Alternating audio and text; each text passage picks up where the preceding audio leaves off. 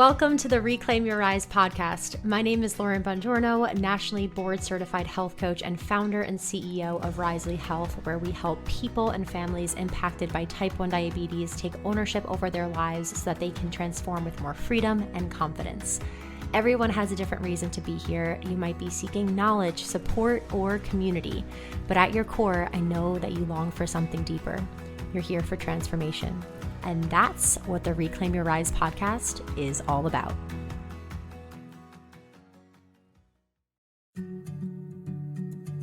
As a person that takes care of patients with type 1 diabetes, we know that mental health affects blood sugars, but we don't do a good job and are often not able to really implement or give anybody tools to understand exactly how that's affecting blood sugars and then what to do with that. A quick reminder before we start the show that nothing you hear on the Reclaim Your Rise podcast should be a substitute for personalized professional medical advice. Please always consult your physician or other medical professional before making any changes to your diet, insulin dosages, or healthcare plan. If you're someone who is currently feeling exhausted and terribly frustrated by your diabetes physically and emotionally, and you have a feeling that if you just had better support and a better tool set and roadmaps, that it could be incredibly transformational for your health and your entire life, I'm really excited to share that we are currently open for enrollment for our first Decide and Conquer group coaching cohort of 2024. If you don't know, the DCB is Risely's 12-week signature coaching program for women with type 1 diabetes who are feeling discouraged and isolated and overwhelmed and are craving more confidence and empowerment in their lives with their numbers and mindset and all of it. We've had over 400 women graduate from this program over the years, and they all were once where you're sitting literally right now on the sidelines, listening to me talk about the program or listening to stories of other people change their lives, wondering if that it's possible for themselves to do that too. It might be hard to believe, but this program is already filling up. So if today's episode inspires you to want to make a change for your T1D, don't wait to apply. After you do, wait to receive an email within 48 hours to book a call with Abby or Alyssa from the Risely team. And I hope to see you in the program. And who knows, maybe even one day have you as a podcast guest inspiring others with your transformation. This may be one of the most impactful episodes that I've ever recorded and possibly will ever record. So I want to give you some background. On November 1st, 2022, a coaching application was submitted to our team at Risely that pretty much stopped me in my tracks, if I'm being honest. As I scrolled through the questions and answers of this person's application, I got to a part that read, quote, "I'm an endocrinologist and I'm realizing that knowledge alone is not enough." I went on to learn that this person who was applying lived in Indianapolis, where she is a pediatric endocrinologist and physician scientist at the Indiana University School of Medicine and Riley Children's Hospital. She sees patients and runs a research lab dedicated to understanding the immune system in type 1 diabetes and has been living with type 1 herself for 30 years.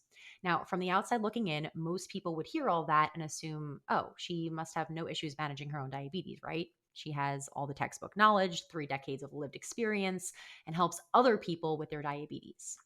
Well, here today to share her story for the first time is Dr. Jamie Felton.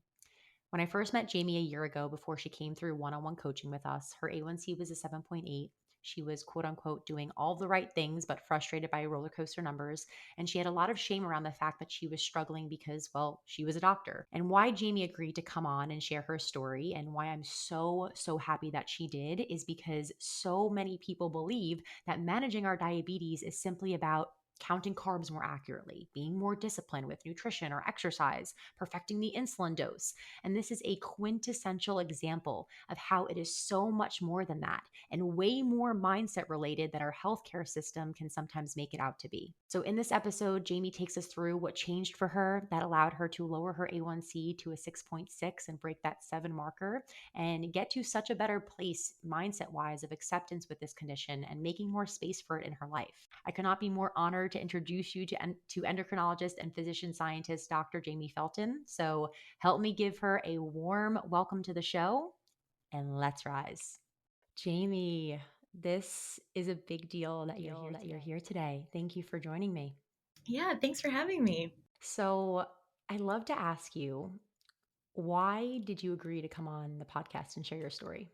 Yeah, I think when you asked me to, I this is not something that I would have done a year ago.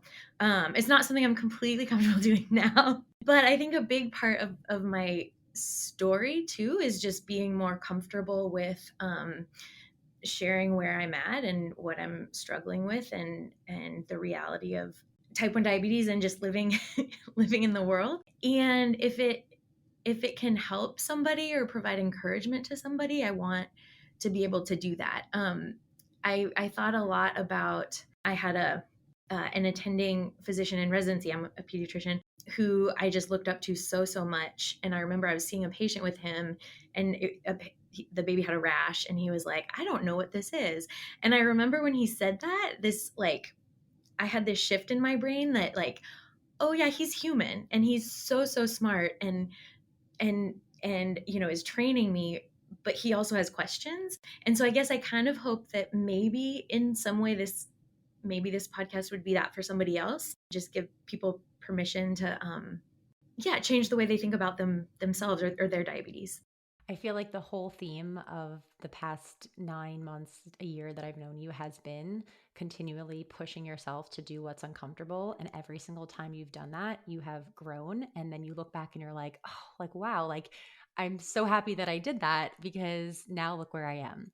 So there's, oh my gosh, there's so much to dive into here in your story. I'm like, Yeah. I don't even know where to start. Why don't we start with the anchor question that I ask everybody on the show, and then we can work backwards to how you got there. So, is there a story that you can share with us of a time, a moment in the past year or so that you really felt like, wow, like I'm reclaiming my rise with diabetes? Whether it's relationship to your numbers, to yourself, what story comes to mind? Yeah. So I've listened to this before, so I knew you were going to ask that. so so You're I have ready. two. Yeah, I have two short ones. I think one actually was while we were doing the coaching, and I remember, I can't remember if we had talked about this, but there's a little cafe outside of this place where I do a yoga class, and they have these acai bowls, and I've never gotten one before, like ever, because it's just like that'll be too hard. Like I don't want to mess around with it. And it really had never ever bothered me, but I had this day, and I was like, that would be really amazing. I would really like to try that. And I was like, okay. And so, I checked where I was, because I want to give myself a lot of leeway. I'm like at a good blood sugar going into it. I'm going to pre-bolus. I'm going to bolus. I'm going to think a little bit more carefully about how much. And just with a tiny bit more thought about the timing, and then not being stressed about it, I had this amazing acai bowl, and my blood sugar went up to like 160.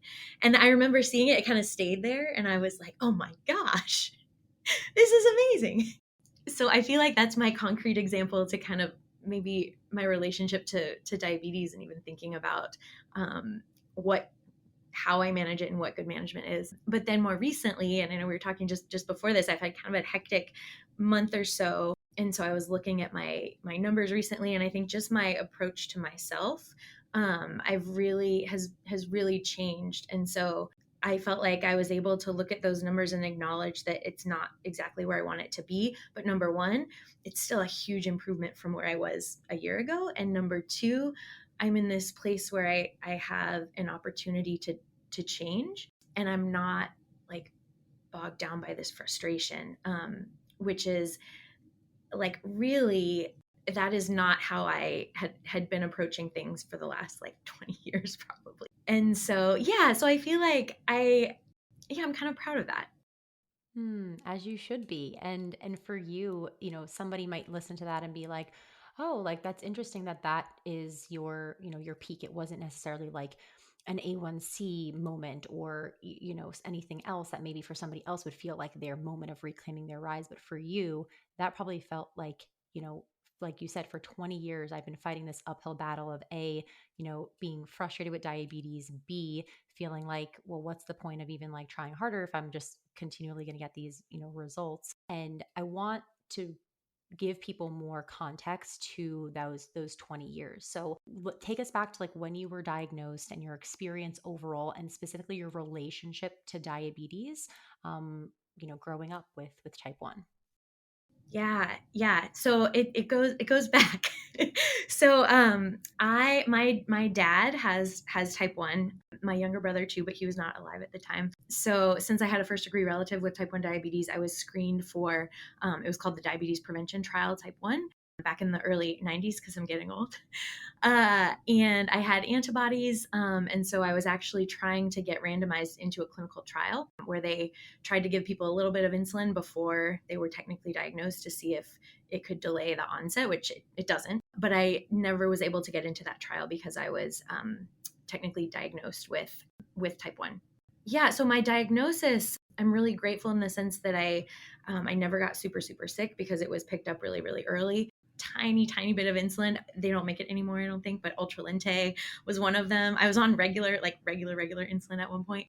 This is like before Humalog, and things were super easy for, I'd say, the first probably year. I don't remember looking back, but I remember my dad I'd check a blood sugar and it'd be 80, and my dad would be like, oh. and I was just like, I'm just good at this, I guess. So yeah, so I was diagnosed when I was 11.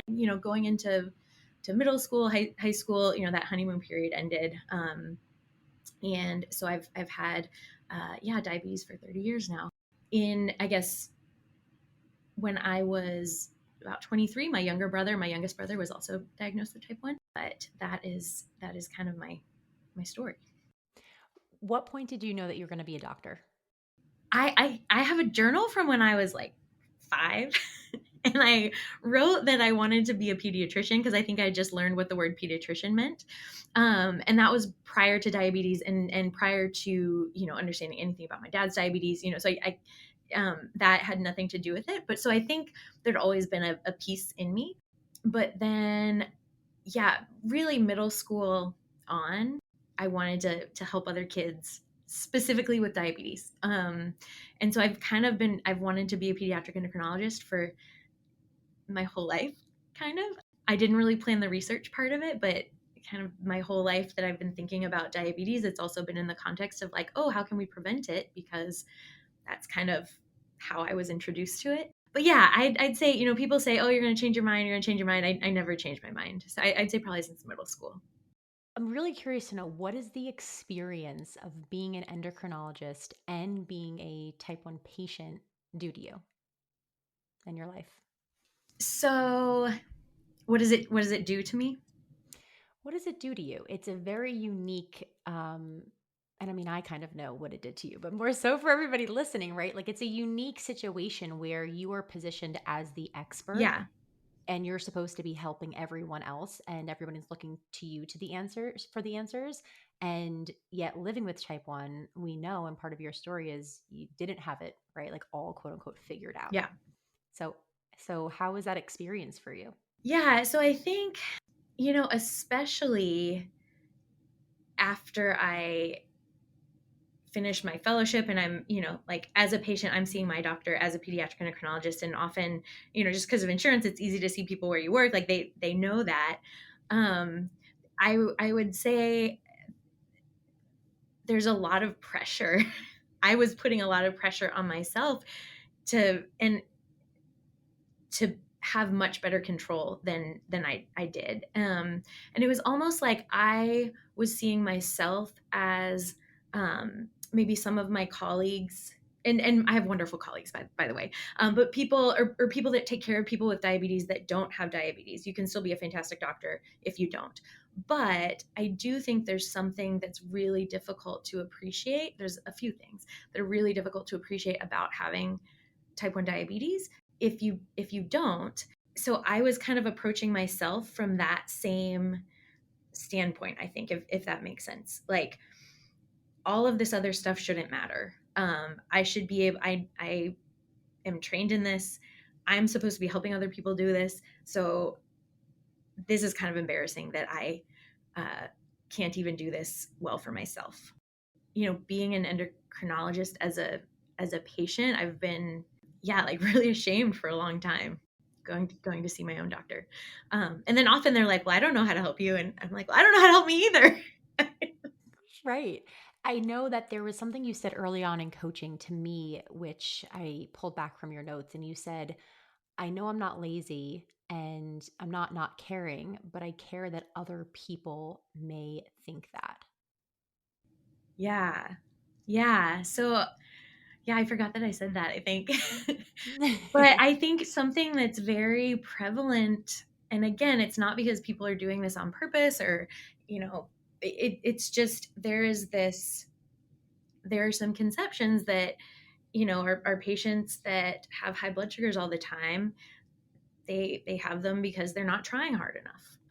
Or so there are some times where patients don't, they go through a period of time where it is hard to care about their diabetes and maybe they're not doing that. But um, nobody ever really thinks about, those are easy solutions to a problem, right?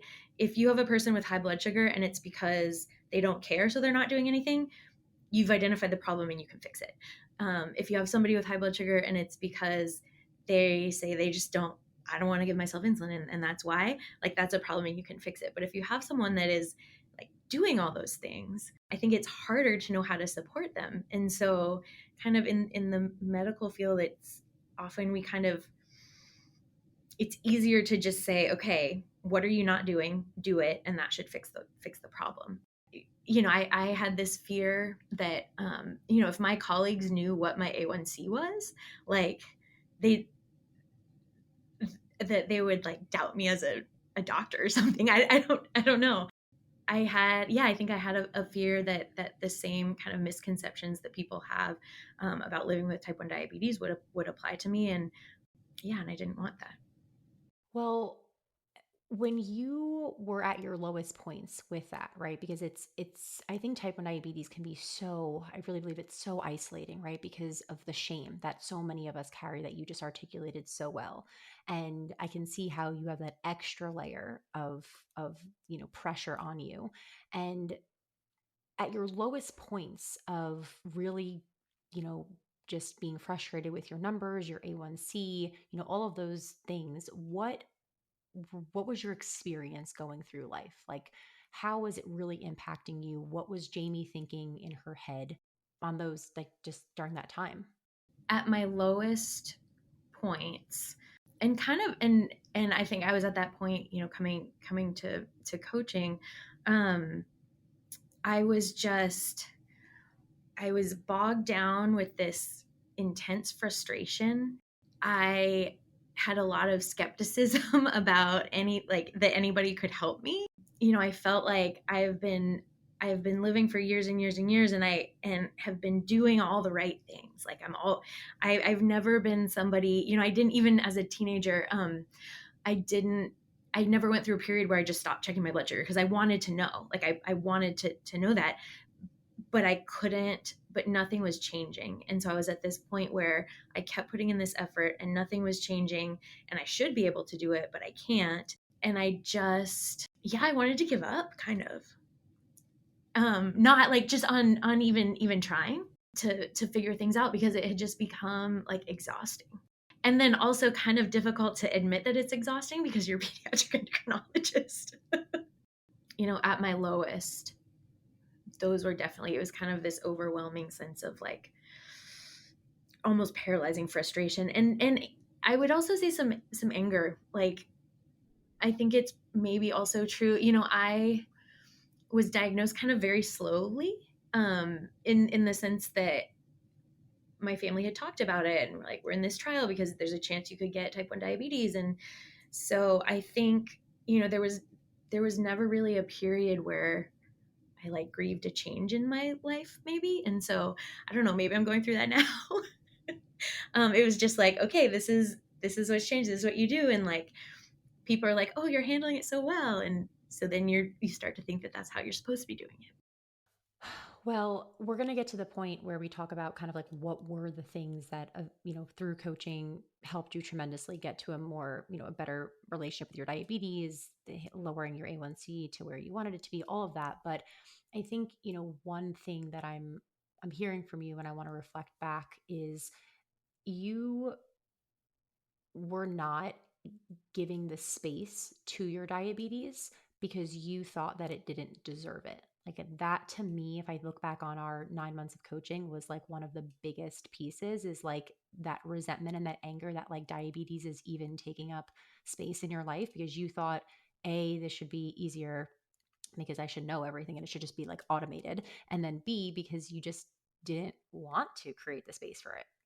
Yeah, I think that is totally true, and something that I think was surprising to me that that was kind of identified as an issue, but I completely agree because I remember early on we were talking and I was like, I don't know what I'm doing, like, but really it was just taking a little bit of time and giving diabetes some space, and I think you're absolutely right because I had this mindset, and I don't think it's a bad mindset, but I think my approach to it maybe wasn't healthy. That we always say, diabetes isn't going to keep you from doing anything. Like, you can do anything, you can make it work. There's some extra things you're going to have to think about, but I think throughout my life and throughout high school and college, what that meant for me often was making diabetes not visible, um, and yeah, not allowing it to not giving it the space it needed, and trying to make my life function in a way where it wasn't noticeable, or it wouldn't, nobody would know. Like, no, I don't think, like, most people in high school never knew that I had type 1. Right. So yeah, and just, yeah, I didn't want it to take up space. Right.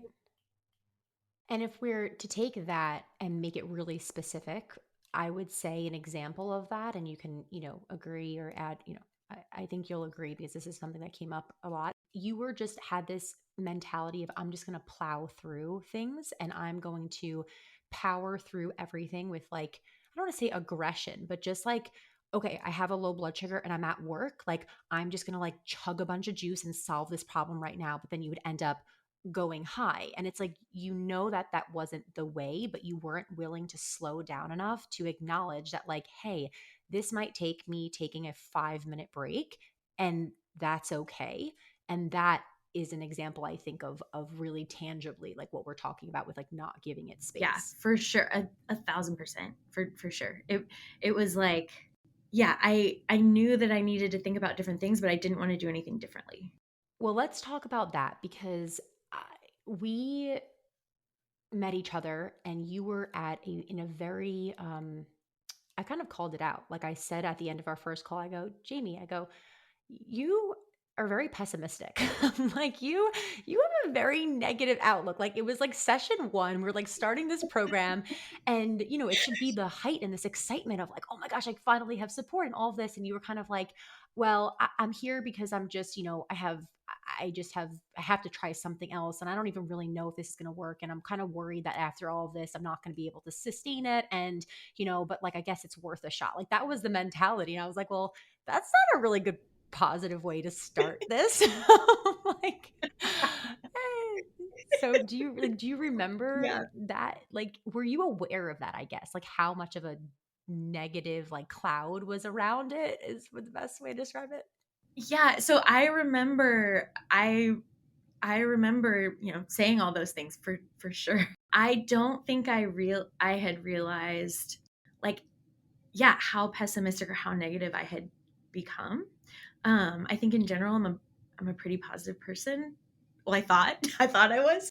But when it came to diabetes, and like, I had just kind of lost. I didn't want to be hopeful because I didn't want to be let down again. And I had an intense fear that even if I was able to change something for a few months, that I wouldn't really change, that it wouldn't be something long term.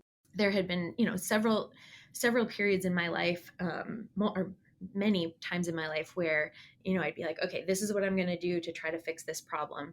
And it was just not sustainable. It might fix the problem for a little bit, but it was not sustainable. And so it was hard for me to even envision something that would be sustainable. And I think I was a little bit resigned to, like, um, this is life with diabetes. What were those things that were not sustainable, but would give you improved time and range or, better outcomes when you did them for short periods of time? Things where uh periods where I would make sure that I stayed on like um a very specific schedule, or I ate the same thing same time every day, and that would give me a little bit more control. Or I wouldn't eat certain things because I knew that I would have high blood sugar later. I don't know how to handle them. Or I didn't know a way. I knew all the ways, dual wave bullets, like all that, but I could never get it to work for me. So kind of limiting the things I was doing, taking more control over the timing of things, really just, I guess, control my environment. Maybe I think that is a way to think about it, like control the environment to make my diabetes easier, was kind of how I was approaching it, I think. And that was always hard for you because I think you alluded to this earlier, but you said, the past couple of months have been a lot's been, or weeks have been a lot's been going on. Like, I mean, Jamie, for the year that I've known you, every there's been a lot going on in your life. So I would say you're one of the Yeah. busiest people that I know. I mean, you are a doctor and those hours are, can be demanding. And then add in like your personal life and then the extra just work projects that you take on and you're a part of. And so that was something that you weren't willing to sacrifice. And that's why it Yeah. probably wasn't sustainable. And life is unpredictable and things are always going to happen. And we can't wait for the right time or all this, stars to align for sure. Do you remember a time where that negative perspective, something happened, like a positive return on the right, correct, intentional energy or strategy that you were putting in when we were working together that made you say, oh, wait, like maybe there is, potential here? Something comes to mind for me, but I'm curious to hear your answer. Yeah, yeah. I don't know if this is what comes to mind, but I think one of the things, and one of the sources of a ton of frustration was my blood sugars after exercise. Um, and cause I've always been an active person. I exercise for stress relief. It's good for you. Like, I don't want to stop exercising, but I had honestly gotten to this point where I do think my time and range would have been better if I hadn't been exercising, because I had struggled a lot with just highs post running, kind of being able to prevent myself from going low, but then highs post running. And so yeah, we had talked about a couple strategies and things that I think I had thought about before. Maybe I like, it's hard for me to pinpoint sometimes what's different. But I think there was just a lot more intention and encouragement from you also to kind of boldly be like, okay, I'm going to finish a run at 80, but I'm going to give myself a unit, because I know that once I get in the shower, I'm going to be 200 and then 300.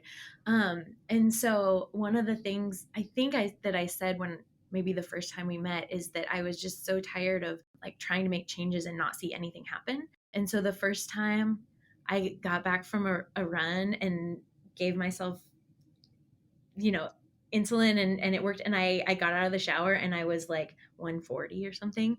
I was just like, oh my gosh, this might work. Um, so yeah, I think that's the biggest one that comes to mind for me. That was mine as well. I will never forget. You came on that call. It was like session, I don't know, maybe like 3 or something early on. And it was almost the whole entire session was not like we were early on in the program. So it wasn't all, positive and oh my gosh, all these wins. But it was almost this window where your whole entire energy shifted to like, hey, like something this is actually like it worked. Like you were so Yeah. surprised because for so long I think you were just like nothing's gonna work, like it's Yeah. just all, not nothing's gonna change. And then when I saw that, I was like, okay, Yeah. that's the way. We just gotta keep giving you little ounces of this. Look, different Yeah. outcomes can happen when we shift different, tool sets and strategies and things. And I think like eventually it all compounded for you to recognize like, wait, I'm in control in and I can like be in charge of my destiny or what my blood sugars in relationship to blood sugars are. Um, in the past, you when you were going to the endocrinologist, I don't know if it was like your endo specifically, or I think it was like maybe like a mental health professional that you had seen, which many, type ones do when they're feeling that like, relationship diabetes stress. Yeah. You had said that their solution to you was like, you're being too hard on yourself. Your standards are too high for yourself. Yeah. Um, how did you respond to that, knowing what we know now, that like you're a person who responded to like, I want to see changes. I want to Right. feel better, and I'm not feeling better now, so I don't want to be complacent. Right. Right. Yeah. Yeah. That was like kind of a low a low point in my one of the specific low points in my diabetes journey, I guess. But yeah, I saw a psychologist that worked with the clinic, and so this is a specialist that specializes in diabetes, and I've been to counseling and non diabetes specific, and so I think I was a little bit hopeful that it it could be it could be beneficial because I was struggling with the same frustration.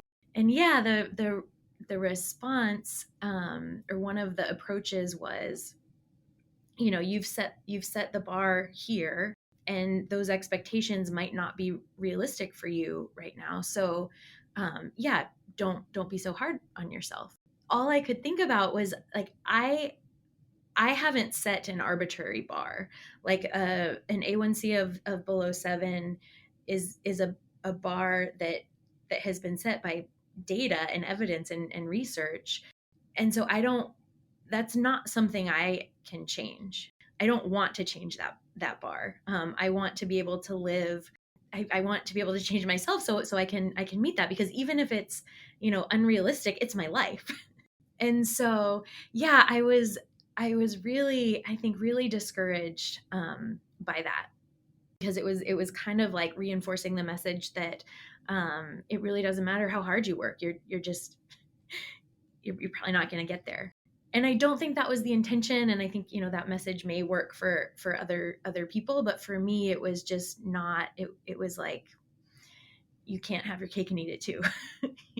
If you're gonna have an A1C of less than 7, it's going to be stressful and hard. And I think that was kind of the message, the unsaid, what was unsaid, that was kind of what I took from Hmm. it. There are a lot of people with type 1 diabetes that are not medical professionals, that when they go to their healthcare providers, there's a lot of anxiety. There's a lot of also like, all right, I'm going to go, but like, I'm probably going to leave and not feel like I'm, having a solution or a next step. I'm curious to know what your relationship was just overall in those like really frustrating years leading, in the past couple of years, like leading us up to us working together. Like, what was your experience? Like, did you have a similar feeling?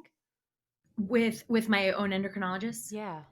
Totally. Yeah. Yeah. I mean, I think there's actually two specific visits that I remember. One that I think kind of highlight maybe those frustrations. And one was I had finished college, and so I was working for a couple years before med school, and so I needed to establish care with an adult endocrinologist, and I did. And I went in and said, these are the issues that I'm having. This is what's going on, and he told me I needed to go to diabetes education, and so I did, because I was like, oh, okay, but I was Oh my really, gosh. really angry about that, because I was not a doctor at that point, but like I I've been very good at carb counting my whole life. You're right. You're like, that's the best solution I can Yeah, get is like, I've had type 1 for this many years. I'm in medical yeah, school. I like need more than just carb counting. yeah. So I went to diabetes education. It didn't change anything. Like, it was nothing I didn't know. Right. But like that was the solution. And so yeah, that was just, yeah, I just left with just a really like, okay, I'll have to figure it out. And then more recently, I remember seeing my endocrinologist, and yeah, it was we're sitting across from each other, and she's like, we can change these rates. I can give you some adjustments. You can do them yourself. But it was like she really didn't know what else to do. And I didn't know how to, I didn't, I didn't know how she could do anything either, if that makes sense. In my mind, I'm like, okay, I'm just going to go home and try harder. Is kind of the, like, how I would feel leaving. But it's kind of a hopeless thing, because then you're also leaving and you're like, I'm an endocrinologist. Like, maybe there's nothing left, maybe there's nothing else that can help. Right, right. That had to be a really just, yeah, hopeless place to be and feeling helpless and not knowing, like you're acknowledging I'm struggling and I have and should have all the resources to be able to fix this and I can't. So a lot of people share that same sentiment. I think that, when they look at people who are struggling, it's just you have to try harder, you have to learn to carb count better. What do you know now that you didn't know then that you think is a message you'd want more people to know? Like, now being on the other side of this transformation, and knowing actually what helped you reclaim ownership of your diabetes, like where what was that, and what do you think is important to enter into the conversation? Yeah, yeah. So I've thought about this a lot, because I think I'm still learning, like, what those things are. But I think one of the biggest things that we had talked about is being able to kind of take a step back and approach things with curiosity instead of criticism. I think my habits, my patterns, kind of what my brain was wired to do, was to look at my blood sugars or look at my A1C, and be critical. And I'd kind of lost that curiosity, because I tried to be curious in the past. I don't know, it didn't work. And so I think giving myself permission to kind of take a step back and look at it from, how I approach sometimes seeing my patients, like, okay, what's going on here, and kind of taking the emotion out of it, I think was an important step for me. And then another big thing for me is we had a session once where, you said, like, what is enough?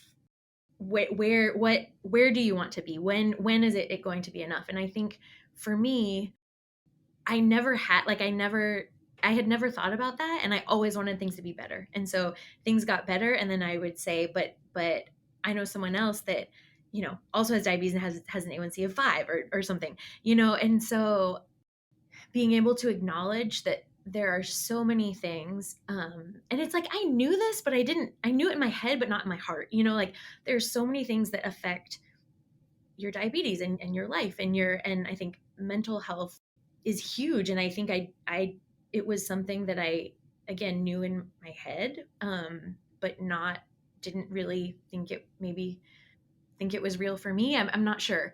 But there are so many things that affect blood sugars, and there are going to be times in your life where I want to set a goal that is good and healthy, and it means that I'm not going to be in range 95% of the time, and that's okay. Like, being okay with that, I think has really transformed how I think about things. And that's still a work in progress. Of course, because of your very, I mean, anyone who goes through medical school, right, and puts themselves through that, like, you are a super determined, driven, ambitious person, and that is the best parts of you, right? There's so much good that comes out of it, and it's finding that balance of, like you said earlier, like unwiring or rewiring Mm-hmm. certain parts of your brain in where it is not helpful. So you lowered your A1C from a 7.8 to a 6.6, which is something to be so proud of. Yay, I see you smiling. Um, and not once did we talk about carb counting. Not once did we talk about, right, like, let's like create a meal plan for you and do that. And so I'm just curious to hear, like, overall, like what your perspective of Risley, like our coaching philosophy and the way we approach things for people, like, how do you see it as a helpful part to complement to the entire healthcare system? Because to your point, like, you didn't expect your doctor and your endo to be able to say anything different, do anything different, because I think we all understand the constraints that endocrinologists have with time and resources and all of that? Yeah, I think what Risley does, and I've also been thinking about this a lot because as you know, as a person that takes care of patients with type 1 diabetes, um, we know that mental health affects blood sugars. We know all of these things, but we don't do a good job and are often not able to really implement or give anybody tools to understand exactly how that's affecting blood sugars and then what to do with that. It's just, I think, like mental health and type 1 diabetes, like we need psychologists in clinics. We don't need more endocrinologists. We need those.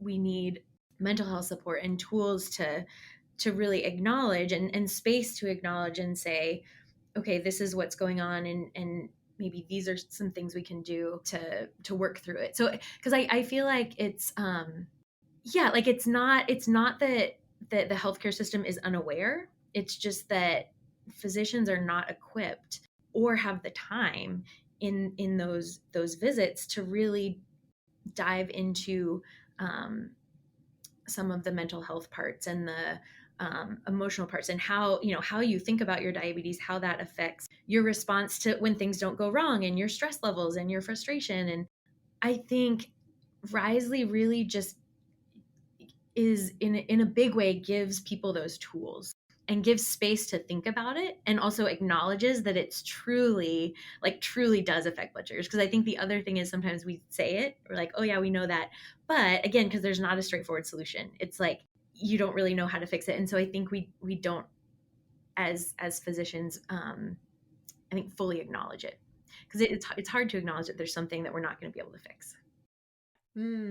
Yeah. And we have to acknowledge the problem and, first, and then look at like, okay, well, what has worked for other people, right? And like you Yeah. are the walking example of like it worked when we didn't just isolate the blood sugar numbers to, just looking at like, okay, like where do we need more insulin? But we looked at it from a holistic lens of let's, Jamie, talk about your sleep and your stress and your work patterns and your relationship to food and your relationship to insulin, just diabetes in general and insulin and prioritizing yourself.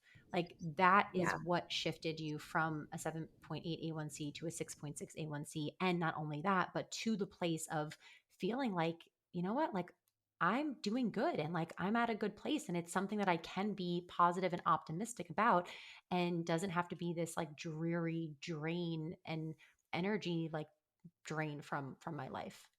for sure, for sure. And I think too, like in doing that, kind of working through like how is sleep affecting things, how it, like looking at all those pieces, you put a little bit of distance between like this is the number, and if you can get here you're doing well, and if you can't, you're not doing well. It yeah, I guess acknowledges that there are lots and lots of factors and makes that okay, because we're all human, right? Everybody deals with all of that stuff. But when you're seeing your doctor, there's these metrics, and it's like you're constantly being judged, and if your A1C is over 7, like we need to fix it, so I think also, yeah, like we didn't talk about carb counting. We didn't talk about necessarily the only things that we're going to talk about when I see my doctor, probably. And that was really the only way that I was able to make any change. So you went from a place of going to your endocrinologist for years, feeling kind of like helpless and hopeless. How do you approach and, look at your endocrinologist visits now? I think I said this. I went when I had my last A1C done. I went, and it was the first time in probably since high school, probably since like middle school, actually, after that honeymoon period, that I wasn't dreading, that I wasn't like, I want to know my MC, but I don't really want to know. Like this ignorance is really nice for right now, because I know it's not going to be where I want it to be. It was, yeah, it was the honestly the first time in over 20 years that I didn't have kind of a feeling of dread and disappointment in myself and embarrassment that I can't even and do this. Like it was so freeing. I'm so happy that you were able to experience that, because that's like that's the goal, right? To feel that sense of freedom and detach from the grade, the number being a grade. And my last question for you is, being on the other end of this, knowing what you know now, seeing these changes in your perspective about everything, how has that, or how will that influence the way that you interact with diabetes patients? So it already has, like, and I feel like, in the same way, I'm saying that doctors don't always have the tools. I don't think I had the tools. I think I knew there were issues, but then I didn't know kind of what I could do, or even in the short period of time that we have with patients, what I could do. And so I always start my visits by asking my patients what's going on, not diabetes related, just what's going, like, what's good, what's not good, nothing to do with diabetes, because I want it to be, I don't I know what it feels like to be judged, and it's like, it's either good or it's not. And most people right now, not very many people have A1Cs. Not very many people are meeting those targets. Like, we know that. The other day, I had a teenager, a patient who's a teenager, and kind of frustrated with things, and I was like, all right, well, let's just think about this, like, let's be a scientist, let's get curious. Why is this happening? I don't It's not good or bad. I just, and so I feel like I've been trying to kind of, share some of the things that I've been doing, like, with them as we're discussing and troubleshooting. So I hope that my experience will also tran transfer over to my patients. I don't have enough time in a visit to dig super super deep, but I think helping people change the approach and just how you think about diabetes can just be can make a huge difference. And parents too, because I think a lot of this, I see pediatric patients, and so sometimes the patient's young and unaware, but the parent has a lot of anxiety or stress and frustration. And so, being able to have those conversations with the parent has been really really, it's been fun. And that to me brings me so much joy. It's because it's a ripple effect, and it really is an example of how, when you better yourself, like, everything else around you, whoever you're touching, is going to be a positive benefactor of that. I have to say, and I have to share with you that working with you over the past, 9 months or so has been one of my biggest joys, because, and so incredibly fulfilling, Jamie, because I know, I can only, I don't know personally, but I can imagine, like, as a doctor, you literally spend your life dedicated to helping other people.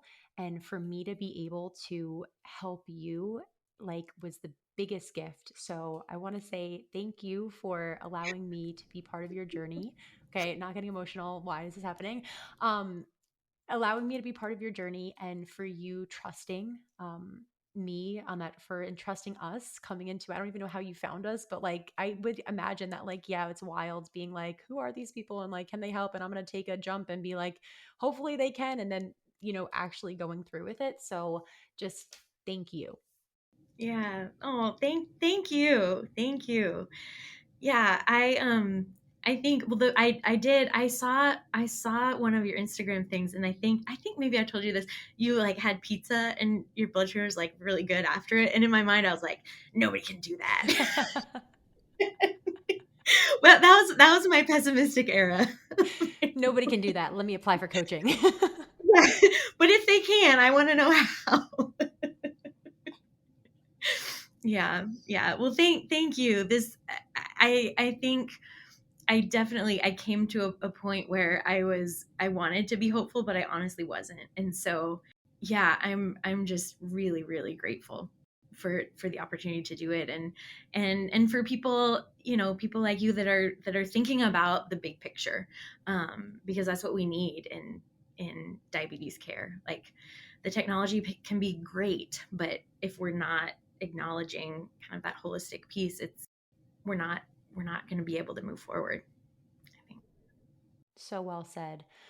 Oh, I'm so excited to hear the response back from everybody listening. If you are listening, please send me a message on Instagram or email us so I can share it with Jamie too, because I know that this was right before I pressed record. I was like, "How are you feeling?" She's like, "So nervous," and I'm like, "I'm a little bit nervous too." So it'll help that like positive just reinforcement of her sharing her story has been helpful in some way. So, Jamie, thank you so much for your time, for all that you do for the diabetes community, and just thank you for being here with me today. Thank you so much. Thank you so much for being here with me today and listening to this episode of Reclaim Your Rise. To let us know that the episodes we're putting out are impactful and to help us get our street cred up and let everyone else know that this is something worthy of their time to listen to, please leave a rating and review on our Apple Podcast, send the show to other people impacted by T1D or maybe even your doctor, and share it on social media tagging at Risley Health and at Lauren_Bongiorno.